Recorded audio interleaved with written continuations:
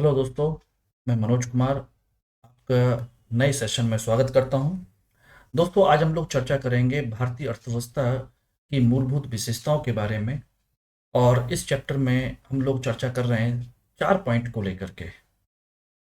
अर्थशास्त्र और अर्थव्यवस्था में अंतर क्या होता है, अर्थव्यवस्था के रूप कौन कौन से होते हैं, अर्थव्यवस्था के प्रकार क्या क्या होते हैं, और अर्थव्यवस्था के क्षेत्र यानी कि sectors of economy, types of economy, forms of economy and economics और इकोनॉमी में डिफरेंस क्या होता है, इसके बारे में चर्चा करेंगे। दोस्तों, ये बेसिक इंट्रोडक्शन का जो चैप्टर है, ध्यान रखिएगा, बहुत ही इंपॉर्टेंट है। मैंने पिछले लेक्चर में आप लोगों को बताया था कि जनरली स्टूडेंट्स इस चैप्टर को बिल्कुल इग्नोर कर देते हैं, छोड़ देते हैं। वो सोचते हैं कि इससे क्या क्वेश्चन बनेगा। लेकिन मैं पहले ही बता दूं आप लोगों को, इस चैप्टर से कंसेप्चुअल क्वेश्चन बहुत अच्छे बनते हैं। और इस समय पूरी इकोनॉमी में जो नया ट्रेंड बन रहा है, वो सारे के सारे ट्रेंड, जो बदलाव आ रहे हैं, वो सारी चीजें इसी चैप्टर में है।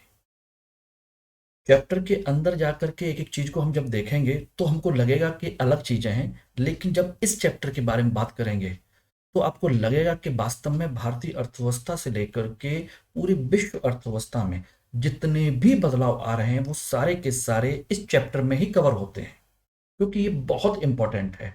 खासकर अर्थव्यवस्था के जो रूप हैं, अर्थव्यवस्था के जो प्रकार हैं, अर्थव्यवस्था के जो क्षेत्र हैं, इन तीनों सेगमेंट में जो बदलाव हो रहे हैं, वो आपको देखने की जरूरत पड़ेगी। जैसे मैं बात करूं कि आपके अर्थव्यवस्था के प्रकार, हरित अर्थव्यवस्था शब्द सुन रहे होंगे आप लगातार, नीली अर्थव्यवस्था आप सुन रहे होंगे, ठीक है ना।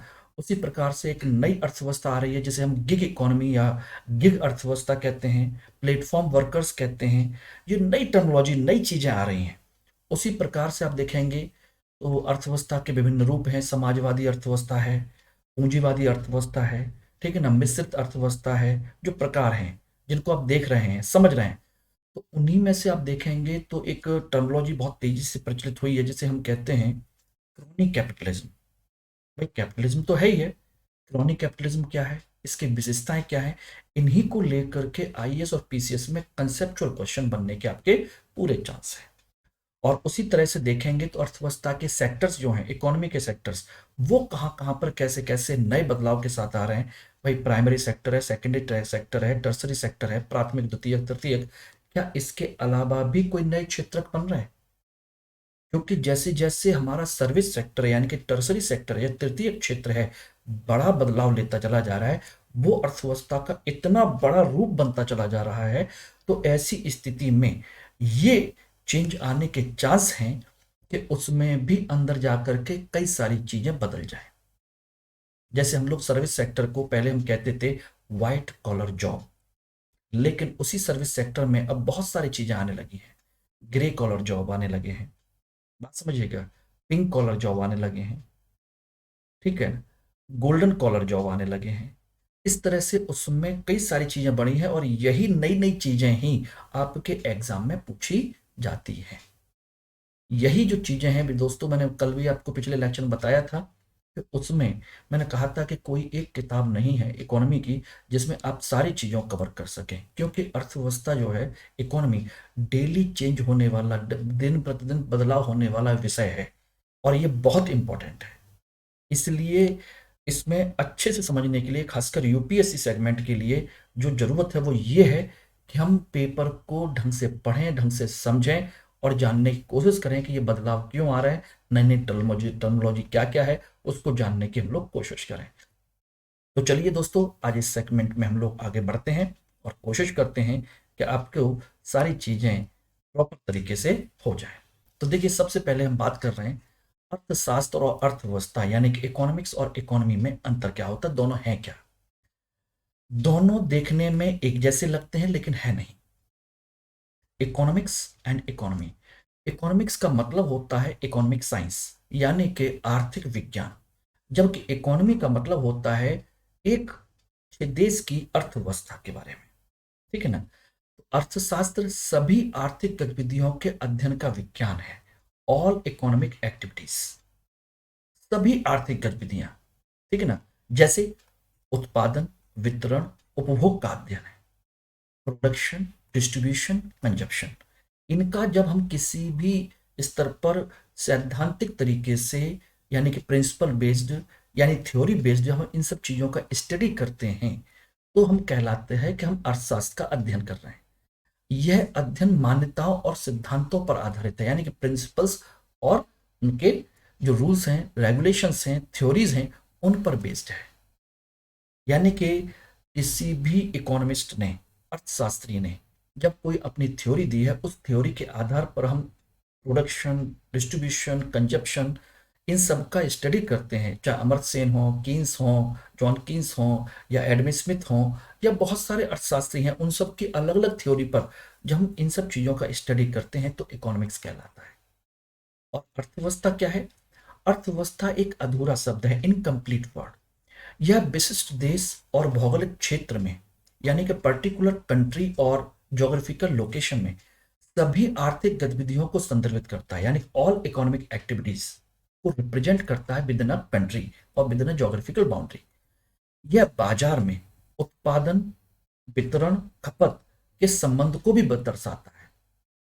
ध्यान रखिएगा, यानी किसी एक देश के संदर्भ में होने वाली सभी आर्थिक गतिविधियां, प्रोडक्शन, डिस्ट्रीब्यूशन, कंजप्शन, उनको दर्शाता है। साथ के साथ बाजार में जो हमारा कंजप्शन है, जो प्रोडक्शन है, उनके बीच के संबंधों को भी दर्शाता है। और जैसे हम कह सकते हैं कि भारतीय अर्थव्यवस्था चीनी अर्थव्यवस्था, यानी ये किसी देश के साथ ये जुड़ी होती है, इसलिए कैसा है? इनकम्प्लीट वर्ड है, अधूरा शब्द है। कभी भी अर्थव्यवस्था पूरा शब्द नहीं है, किसी न किसी देश के साथ जुड़ा होता है, किसी न किसी कंट्री के साथ अटैच्ड होता है। ध्यान रखना, Chinese economy, Indian economy, American economy, European economy, African economy, continental वेज भी हो सकता है, ज्योग्राफिकल रीजन है। ध्यान रखना।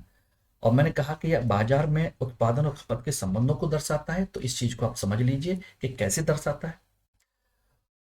कि एक उत्पादक अपनी किन वस्तुओं का उत्पादन करेगा, कैसे उनका प्रोडक्शन करेगा, कितना करेगा, कौन सी का करेगा, ये बाजार के डिमांड एंड सप्लाई के बिहाफ पर ही तय होता है।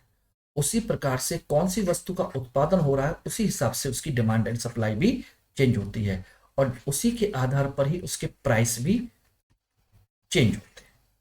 यानी कि बाजार में जो डिमांड एंड सप्लाई का कंसेप्ट है, उसी के आधार पर क्या होता है? किसी भी गुड्स एंड सर्विस का, वस्तु और सेवा का क्या होता है? कीमतें तय होती हैं। या कह लीजिए बाजार में कौन सी वस्तु बिकेगी, कौन सी वस्तु नहीं बिकेगी, ये डिपेंड करता है कहीं ना कहीं उत्पादन पर। यानी कि बाजार वो एक ऐसी जगह है जहां पर उत्पादित वस्तुएं, जो उत्पादक है, प्रोड्यूसर है वो, और जो उपभोक्ता है, कंज्यूमर, दोनों मिलते हैं। और इसमें एक जो बिचौलिया होता है, जिसे मीडिएटर कहते हैं, व्यापारी, वो इन दोनों के बीच में रोल प्ले करता है। वही तय करवाता है कि कौन सी चीज बिकेगी, किस रेट पर बिकेगी, किस तरीके से बिकेगी, और इन सब चीजों को ये करता है। तो एक तरीके से देखा जाए तो उत्पादक यानी प्रोड्यूसर, उपभोक्ता यानी कंज्यूमर, और एक होता है वितरक, डिस्ट्रीब्यूशन। ये भी होता है, इसका एक बड़ा रोल होता है। बाजार इसके बिना संचालित नहीं होता, ये मैं आपको बता चुका हूं। अब इसमें एक कंसेप्ट और होता है, कहीं पर भी कोई वितरक अपना यूनिटी बना करके दोनों को मिसयूज ना कर ले, या उत्पादक अपनी यूनिटी बना करके इन दोनों का मिसयूज ना कर ले, या उपभोक्ता अपना ग्रुप बना करके इनका मिसयूज ना कर ले, बाजार को डिस्टॉर्ट ना करे, भेदभाव ना बनाए। इसके लिए क्या होता है? एक विनियामक संस्था भी होती है, रेगुलेटरी बॉडी। विनियामक संस्था, रेगुलेटरी बॉडी भी होती है। और ये जनरली कौन काम करता है? गवर्नमेंट। कौन काम करता है? गवर्नमेंट, सरकार। यानी जो इनके लिए नियम, कायदे, कानून बनाता है और इनको देखता है कि कहीं कोई गलत ना करे। तो दोस्तों, ये अर्थशास्त्र और अर्थव्यवस्था का कंसेप्ट समझ में आ गया। अर्थशास्त्र बिना किसी भौगोलिक क्षेत्र या देश की गतिविधियों के अलावा ये उत्पादन, वितरण, उपभोग का अध्ययन करता है सिद्धांतों के आधार पर। जबकि अर्थव्यवस्था किसी देश या किसी भी क्षेत्र के अंदर होने वाली समस्त गतिविधियों को अध्ययन करवाता है। दोनों में अंतर यही है। ओके, चलिए अब दूसरा आता है अर्थव्यवस्था के रूप कौन कौन से, फॉर्म्स ऑफ इकोनॉमी। जनरली अर्थव्यवस्था के जो दो रूप हैं वो है आपको माइक्रो इकोनॉमी और मैक्रो इकोनॉमी, यानी कि माइक्रो और मैक्रो। यानी सूक्ष्म यानी कि व्यष्टि, और समष्टि यानी कि मैक्रो यानी कि बृहत अर्थव्यवस्था, इसको हम कहते हैं। ये दोनों अध्ययन के आधार पर हैं, इनके दो रूप कहे जाते हैं, दोनों अध्ययन के आधार पर हैं। ध्यान रखना, इससे कुछ सिंपल सा क्वेश्चन पूछा जा सकता है कि माइक्रो इकोनॉमी में क्या होता है और मैक्रो इकोनॉमी में क्या होता है। इट इज द मैक्रो और ये है आपका माइक्रो। सूक्ष्म और बृहत अर्थव्यवस्था के अंतर संबंधों को भी पूछा जा सकता है, दोनों में अंतर क्या है, दोनों किस तरीके से काम करती हैं, ध्यान रखिएगा, उसमें किसी भी स्तर पर पूछा जा सकता है। ठीक है, तो इसमें देखने की कोशिश करिए। सूक्ष्म अर्थव्यवस्था क्या है? सूक्ष्म अर्थव्यवस्था अर्थशास्त्र की वह शाखा है जो व्यक्तिगत इकाइयों यानी कि उपभोक्ताओं, परिवार, उद्योग, फर्मों के व्यवहार और प्रदर्शन पर केंद्रित रहती है। यानी ये छोटी छोटी इकाइयों का स्टडी करता है, छोटी छोटी यूनिट का, जिसका पूरे देश की अर्थव्यवस्था पर कोई विशेष प्रभाव नहीं पड़ता। ये छोटे छोटे, जैसे हम साइकिल इंडस्ट्री कह सकते हैं, ठीक है ना, चटाई इंडस्ट्री कह सकते हैं, बात समझिएगा, ठीक है ना, घरेलू परिवार उद्योग कह सकते हैं। छोटी छोटी यूनिट के बारे में डिस्कस करता है, यानी कि ये इंडिविजुअल यूनिट के बारे में बात करता है। यह मांग संबंधित वस्तुओं और विकल्प उत्पादों की कीमत और मात्रा के साथ संबंधों के साथ उत्पादक की मात्रा मूल्य निर्धारित करने में महत्वपूर्ण भूमिका निभाती है। इतना छोड़ दीजिए, केवल दो लाइन आप लोग याद रखिएगा, जस्ट ऊपर वाली, यह छोटी छोटी, जैसे इंडिविजुअल मार्केट है, effect of price of a good है, इंडिविजुअल लेबर मार्केट है, इंडिविजुअल कंज्यूमर बिहेवियर है, सप्लाई ऑफ गुड्स है, यानी कि वस्तुओं की आपूर्ति कैसे हो रही है, भाई व्यक्तिगत उपभोग कैसे हो रहा है, उनका व्यवहार कैसा है, इन सब चीजों को देखता है। जबकि इसका उल्टा है समष्टि, यानी कि मैक्रो इकोनॉमी, जो पूरी अर्थव्यवस्था की होलिस्टिक अप्रोच को लेकर के चलता है। मैक्रो इकोनॉमिक्स अर्थव्यवस्था की शाखा है जो कुल चर के व्यवहार के प्रदर्शन पर ध्यान केंद्रित करता है, यानी ऐसी वस्तुओं को, ऐसी चीजों के बारे में बात करता है जो पूरी अर्थव्यवस्था को प्रभावित करते हैं, यानी कि होल इकोनॉमी को। जस्ट लाइक अनएम्प्लॉयमेंट, बेरोजगारी, तो बेरोजगारी पूरे देश की होगी, गरीबी पूरे देश की होगी, सकल मूल्य स्तर जीडीपी जीएनपी ये पूरे देश का निकलता है, किसी भी साइकिल उद्योग या छोटे उद्योग या परिवार के उद्योग का नहीं निकलता, ठीक है ना। आयात निर्यात, एक्सपोर्ट इंपोर्ट, आर्थिक विकास, ग्लोबलाइजेशन, मौद्रिक नीति, राजकोषीय नीति, ये सब मैक्रो इकोनॉमी के पार्ट है। यानी जैसे पूरी इकोनॉमी का जीडीपी, इन्फ्लेशन यानी कि मुद्रास्फीति, महंगाई पूरी अर्थव्यवस्था में निकलेगा, गरीबी, बेरोजगारी, ठीक है ना, demand and supply, product capacity of economy, ये सारी चीजें आपकी मैक्रो में आती है। तो यानी कि माइक्रो में क्या आता है, छोटी छोटी यूनिट का स्टडी किया जाता है, और मैक्रो में ऐसी इकाइयों का अध्ययन करते हैं जो पूरी अर्थव्यवस्था को प्रभावित करता है। ओके, क्लियर, चलिए ओके नेक्स्ट। यानी कि हम देख सकते हैं कि सूक्ष्म अर्थशास्त्र अर्थव्यवस्था के बाजार खंडों का अध्ययन करता है, जबकि मैक्रो इकोनॉमिक्स पूरी अर्थव्यवस्था का अध्ययन करता है। ये मैंने डिटेल बता दिया। यानी कि माइक्रो इकोनॉमी एक पर्टिकुलर यूनिट के बारे में डिस्कस करता है, जबकि मैक्रो होलिस्टिक इकोनॉमी के बारे में बात करता है। सूक्ष्म अर्थशास्त्र व्यक्तिगत आर्थिक इकाइयों पर जोर देता है, यानी इंडिविजुअल यूनिट पर, जबकि समष्टि यानी कि मैक्रो इकोनॉमी टोटल इकोनॉमी के बारे में चर्चा करता है। सूक्ष्म अर्थशास्त्र परिचालन आंतरिक मुद्दों पर लागू किया जाता है, पर्यावरण बाहरी मुद्दे समष्टि अर्थशास्त्र की चिंता का विषय है, यानी कि बड़े मुद्दे उसमें आते हैं, ठीक है ना। मैं समझता हूं कि इतना आप लोगों के लिए सफिशिएंट है। माइक्रो इकोनॉमी में इंडिविजुअल यूनिट, फर्म, घरेलू उद्योग, मजदूर, कीमतें, इनके बारे में चर्चा की जाती है, industries, firm, domestic industries, labour prices, ये सब चीजें। जबकि मैक्रो इकोनॉमी में national income, national production, value addition, इन सब चीजों को हम शामिल करते हैं, यानी राष्ट्रीय आय, राष्ट्रीय उत्पादन इत्यादि चीजों को शामिल करते हैं, ठीक है ना। माइक्रो इकोनॉमी में उन मुद्दों को शामिल किया जाता है जिससे किसी विशेष वस्तु की कीमत और उसकी मात्रा मांग को प्रभावित करेगी, जबकि मैक्रो इकोनॉमी में बेरोजगारी, मौद्रिक राजकोषीय नीति, गरीबी, बेरोजगारी जैसी बृहत मुद्दों को प्रभावित करने वाले मुद्दों को शामिल किया जाता है, बड़े मुद्दों को जो पूरी अर्थव्यवस्था को प्रभावित करते हैं।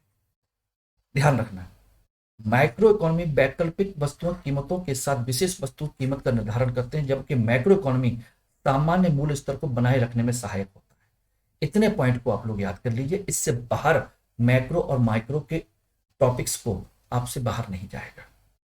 ओके, चलिए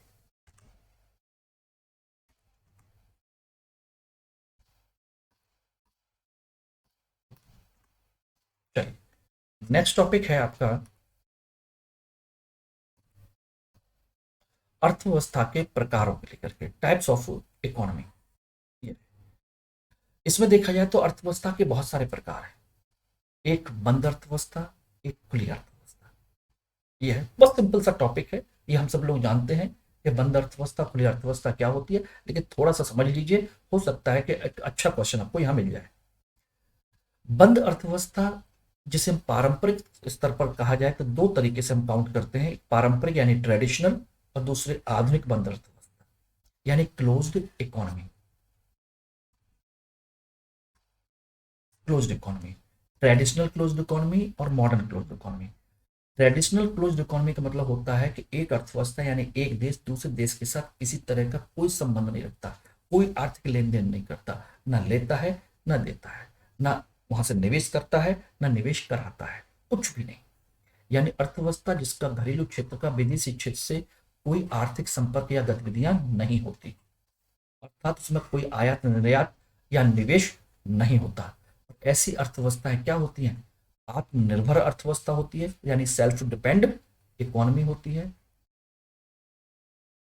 ध्यान रखिएगा, सेल्फ डिपेंड इकोनॉमी होती है। और दूसरा ध्यान रखिएगा, और जो सेल्फ डिपेंड इकोनॉमी होती है जनरली ध्यान रखना, ये एग्रीकल्चर बेस्ड इकोनॉमी होती है, कृषि आधारित अर्थव्यवस्था है। क्योंकि उद्योग धंधे, ये मशीनरी तभी बनेगी जब दूसरे देशों के साथ संबंध होगा। ध्यान रखना, क्योंकि ऐसा हो ही नहीं सकता आपके यहाँ मशीन हो और आप उतना ही उत्पादन करें जितनी आपको जरूरत हो, बल्कि जब मशीन लगेंगे तो ज्यादा उत्पादन होगा। तो स्वाभाविक सी बात है, ज्यादा उत्पादन जब होगा तो उसको आप एक्सपोर्ट भी करेंगे, दूसरों को देंगे ही देंगे। और ज्यादा उत्पादन जब आप करेंगे तो कहीं ना कहीं उसका कच्चा माल आपको मंगाना ही पड़ेगा, संबंध बनाने ही पड़ेंगे। इसलिए ऐसी अर्थव्यवस्थाएं जो बंद अर्थव्यवस्था होती हैं वो कृषि आधारित होती हैं, ये केवल उतना ही पैदा करते हैं जितनी इनकी जरूरत होती है। यहाँ उद्योग और सेवा क्षेत्र बहुत कम होता है, ना के बराबर। और इसका दूसरा उदाहरण है आधुनिक बंद अर्थव्यवस्था। क्या है आधुनिक बंद अर्थव्यवस्था का? वर्तमान में रूप बदल गया है। ऐसी अर्थव्यवस्था जो विदेशी निवेशकों, उत्पादों, उनकी कंपनियों के लिए सीमित स्तर पर अपना बाजार खोलती है या उन पर भारी शुल्क लगाती है। यानी कि आधुनिक बंद अर्थव्यवस्था कौन सी है?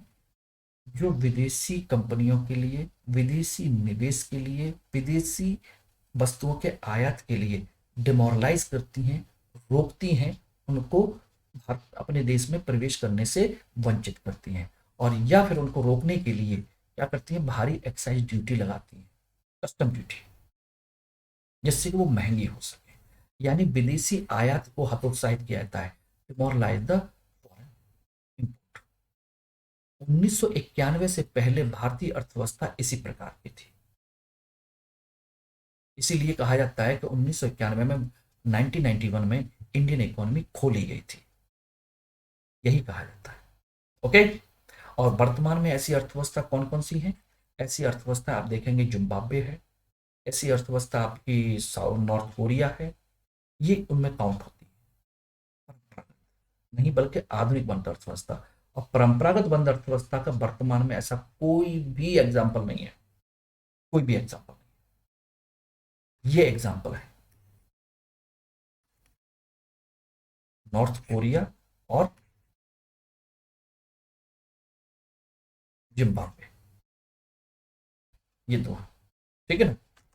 चलिए, खुली अर्थव्यवस्था जिसका जस्ट अपोजिट है, यानी कि जो विदेशी क्षेत्रों के साथ, दूसरे देशों के साथ अपना आयात निर्यात को बढ़ावा देते हैं, उनसे खूब आयात करते हैं, खूब निर्यात करते हैं, उसको हम क्या कहते हैं? खुली अर्थव्यवस्था। ये आप जानते हैं, इसमें मुझे बताने की जरूरत नहीं है।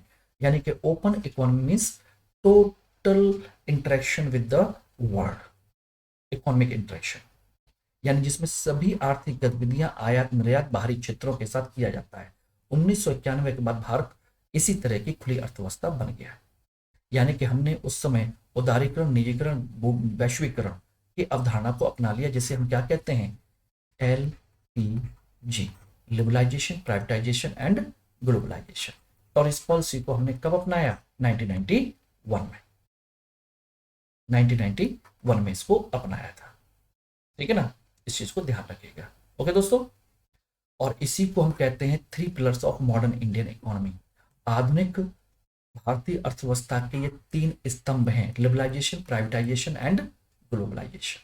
इस पॉइंट को याद रखिएगा, मेरे इंटरव्यू में क्वेश्चन पूछा गया था, what are the 3 pillars of Indian economy, modern Indian economy, that is the LPG. अब इसके भी कई सारे रूप हैं खुली अर्थव्यवस्था के। एक पूंजीवादी अर्थव्यवस्था है, एक समाजवादी अर्थव्यवस्था है और एक मिश्रित अर्थव्यवस्था है। ये 3 इसके रूप हैं खुली अर्थव्यवस्था के, जिनमें पहला कौन सा है? पूंजीवादी अर्थव्यवस्था, यानी कि टाइप्स ऑफ ओपन इकोनॉमी में capitalism, socialism and mixed economy, ये सब दे रखा है। पूंजीवादी अर्थव्यवस्था का मतलब होता है जहां पर निजी क्षेत्र का प्रभुत्व होता है, यानी कि प्राइवेट सेक्टर उसको टोटली कंट्रोल करता है, उसके हाथों में होता है। सरकार केवल रेगुलेटरी अथॉरिटी होती है, विनियामक होती है, केवल नियम बनाती है, बाकी सारा काम प्राइवेट सेक्टर करेगा।